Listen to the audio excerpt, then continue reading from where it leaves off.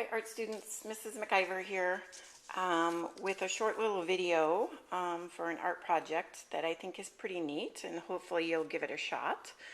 The first thing I did in this project was I found an old magazine.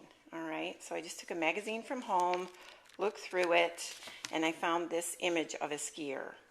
So I cut him out using my scissors, and don't get too hung up on it having to be perfectly cut out. Do the best you can, okay?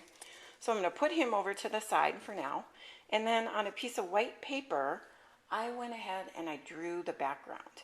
So I want my skier to actually be skiing. So I went ahead and I just, using my pencil, did a series of lines that were just kind of organic and freely shaped, okay? Then I traced over those pencil lines with my Sharpie, and you can kind of see where I did that here. And notice that I didn't actually follow the line exactly.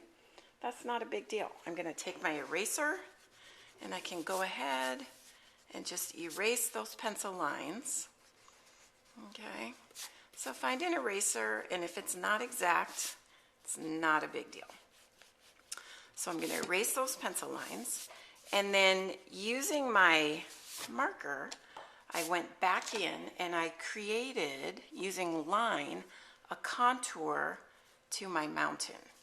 So you can see right here is one that I finished, all right? I'm going to do the same thing across here. So I could go ahead here, and I want this to kind of look like it's sort of dipped.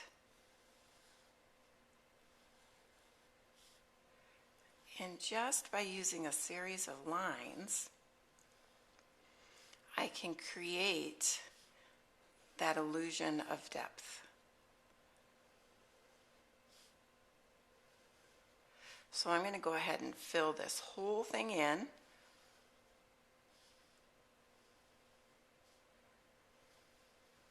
Change it up a little bit there. Fill the whole thing in. Maybe I want to do like a really cool, I thought it might be kind of neat to put a sun in here.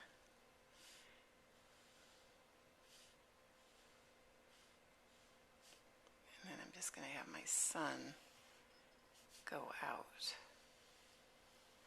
So it looks like rays extending upward. And to make sure they're evenly spaced, I'm going to keep dividing each section in half.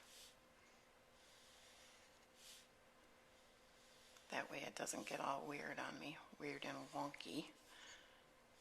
Keep going like this. And your goal here is to get the whole background filled in with lines. Then you're going to take the image that you cut out, and you're going to glue him on top of the background. So I'm going to come back in just a minute when I'm finished and show you what the final project looks like.